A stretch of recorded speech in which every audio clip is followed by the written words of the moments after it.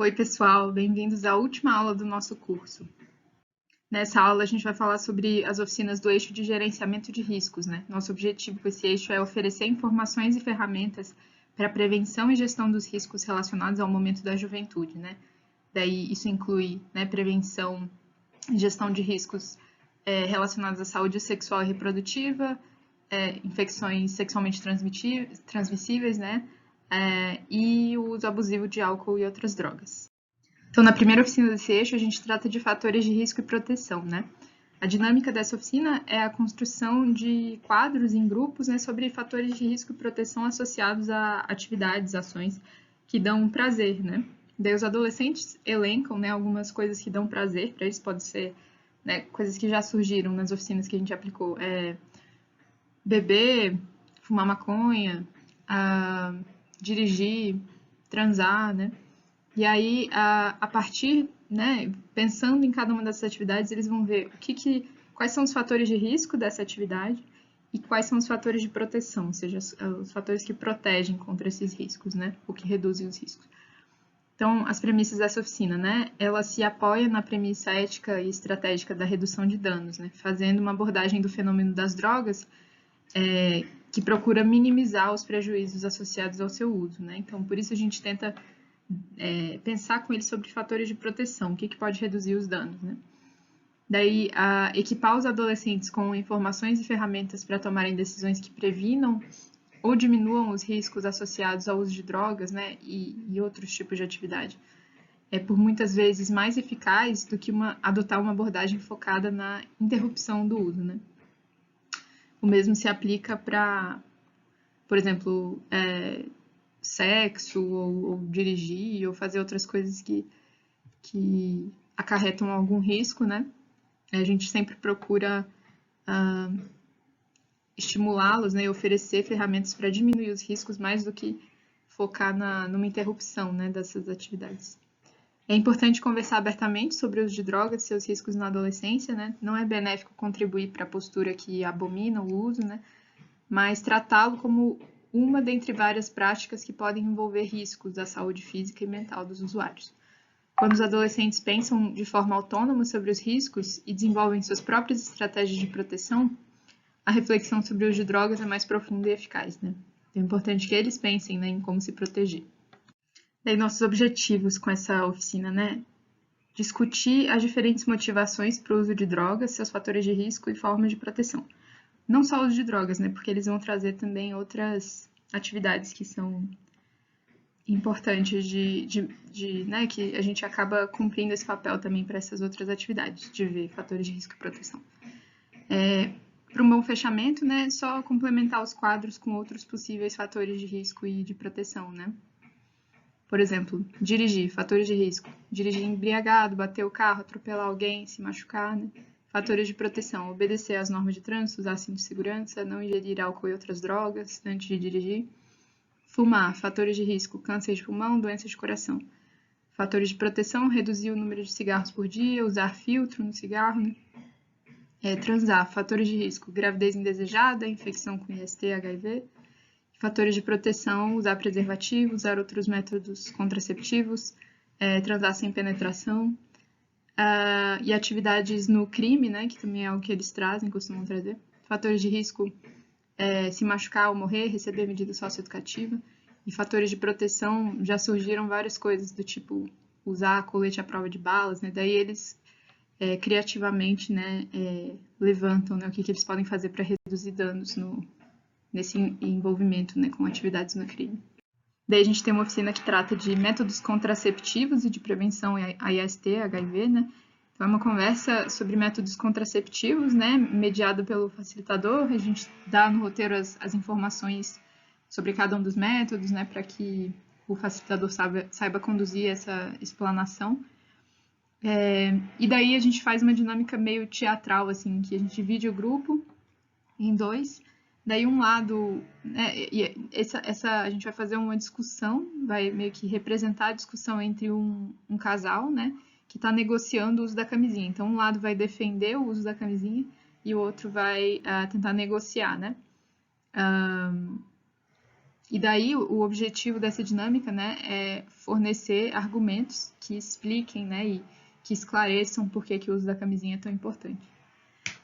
As premissas dessa oficina, né? Essa oficina se apoia na premissa ética e estratégica do gerenciamento de riscos, buscando informar os adolescentes sobre os riscos associados às relações sexuais com e sem o uso de métodos contraceptivos e de prevenção a IST, HIV, informar os adolescentes sobre toda a gama de opções com relação a métodos contraceptivos é aumentar as possibilidades de que eles façam sexo seguro, né?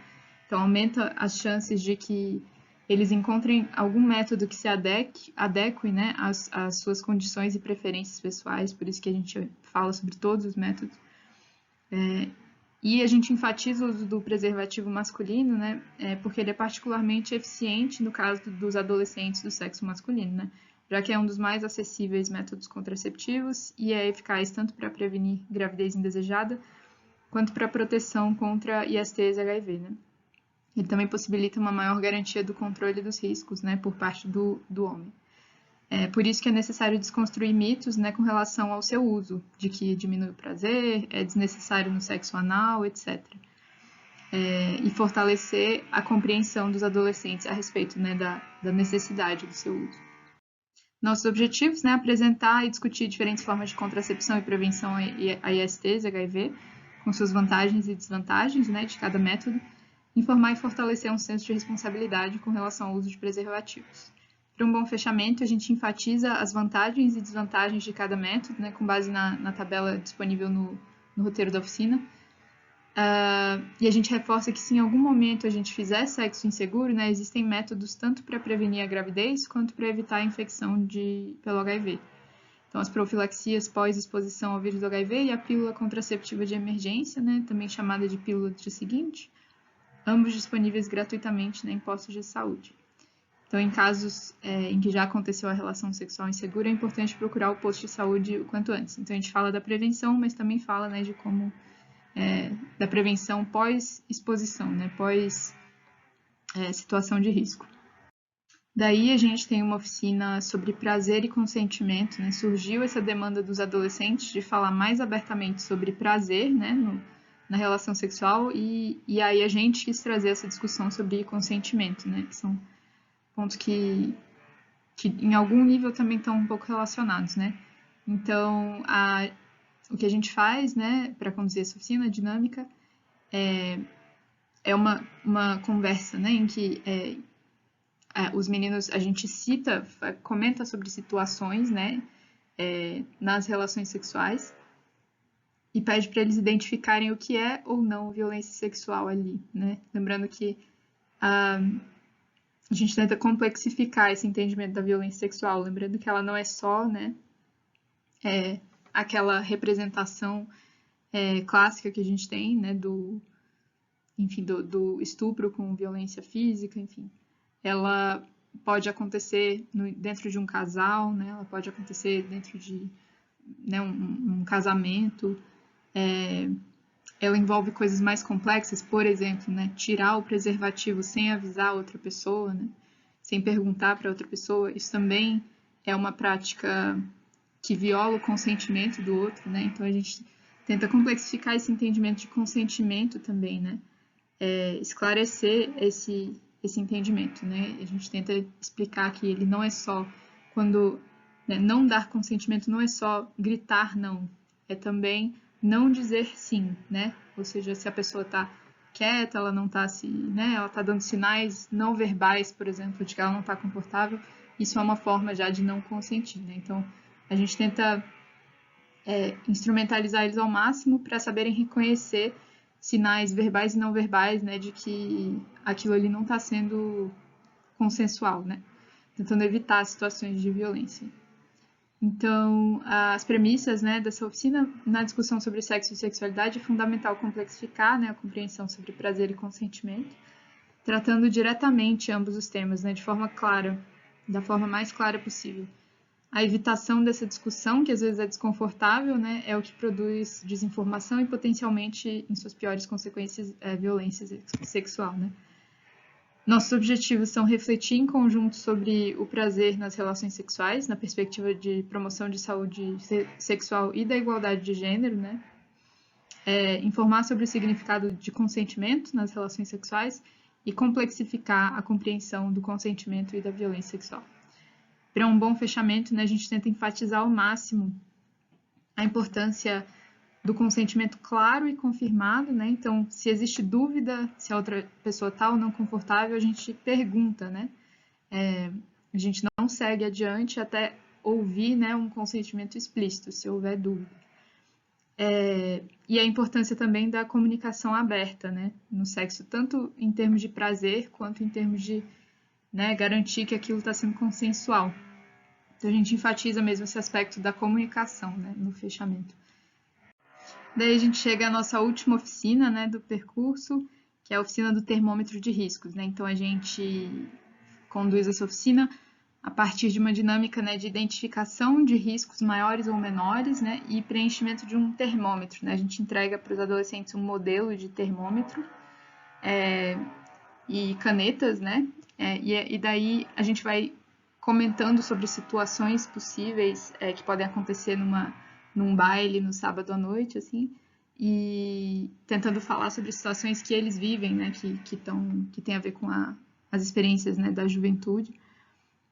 E daí a gente vai pedindo para que eles digam, né, se aquelas situações têm um risco grande ou um risco pequeno, né, para o seu bem-estar físico e mental, né. E daí, com isso, né, a gente vai preenchendo esse termômetro de riscos nos casos em que, né, são listadas situações de muito risco, né? Então, a gente tenta dar essa noção de gradação, né, para eles, assim, de riscos maiores ou menores. Então, essa oficina também se apoia na premissa do gerenciamento de riscos, né, e se volta ainda mais diretamente para a aprendizagem sobre os maiores ou menores riscos envolvidos em algumas cenas e situações comuns na adolescência, né. A proposta desse roteiro é reforçar e enfatizar alguns dos pontos discutidos nas duas oficinas anteriores. Nossos objetivos são conscientizar sobre o gradiente de risco, né, envolvendo várias situações comuns à adolescência, informar sobre formas de prevenção e contracepção e de prevenção à contração de ST e HIV, a gravidez indesejada e a prejuízos físicos ou mentais gerados por todo tipo de situação de risco, do tipo entrar em uma briga ou então pegar carona com um desconhecido, né? Promover a autonomia no gerenciamento de riscos, né? Isso é o mais importante aqui dessa oficina. Que eles saibam, né, autonomamente avaliar o risco de uma situação e gerenciá-lo, né?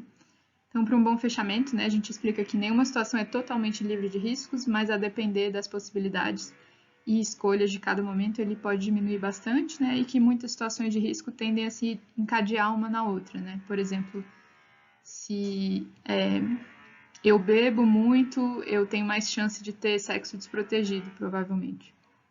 Isso tende a, né, se encadear.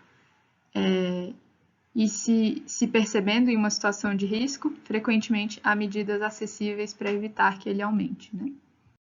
Pessoal, é isso. A gente termina aqui o nosso curso de instrumentalização de agentes socioeducativos, né, do projeto Tamo Junto. A gente espera muito que esse curso ajude vocês no cotidiano de trabalho, né, que isso reverbere para gerar o máximo possível de benefícios para os adolescentes, né, que estão sendo atendidos por vocês. E a gente agradece muito pela participação de cada um. Um abraço.